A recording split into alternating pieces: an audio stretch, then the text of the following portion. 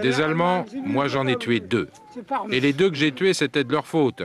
L'un était dans un trou, c'est un copain qui l'a vu. Alors, j'ai pris une grenade et toc, je l'ai balancé dans le trou. Et l'Allemand a sauté. Cet homme qui se remémorait en 1998 les combats de la Première Guerre mondiale, c'était Abdoulaye Ndiaye, qui était le dernier tirailleur sénégalais de 14-18. En 1914, Abdoulaye Ndiaye a 20 ans. Il est arraché à son village du Sahel et enrôlé de force dans les troupes coloniales françaises, emmené à Dakar, puis embarqué vers la Belgique pour rejoindre le front. Abdoulaye Ndiaye participe aussi à la bataille des Dardanelles en 1915, dans l'actuelle Turquie, avant de revenir participer à la bataille de la Somme. Les Français avaient fait sauter un pont. Pendant 3 jours, on a rampé, on s'est battu. À ce moment-là, il faisait encore chaud. Mais les 160 000 tirailleurs ne vont pas tarder à découvrir l'hiver dans la boue de la Somme. Dans les 2 camps, 400 000 soldats y trouvent la mort et 600 000 autres sont blessés, dont lui, touché par 2 balles à la tête. La première est sortie par là, vous voyez?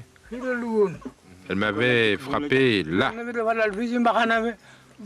La seconde a ricoché contre mon casque et m'a touché là. Son périple s'achève à Verdun en 1918.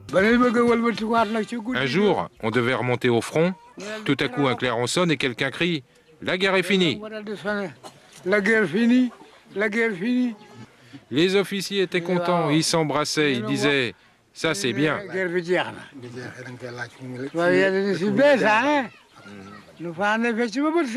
3 jours après, on nous a renvoyés chez nous, on nous a embarqués sur un bateau et c'était fini.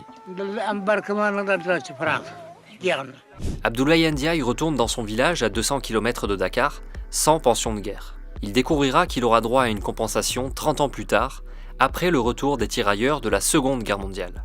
Dernier tirailleur en vie en 1998, le Sénégalais meurt la veille du 11 novembre, jour où il devait recevoir la Légion d'honneur sur décision du président Chirac. La médaille sera déposée par l'ambassadeur de France le lendemain sur sa tombe. Et son fils, à force de faire vivre la mémoire de l'ancien soldat, parviendra à obtenir de la France la construction d'une piste pour désenclaver le village.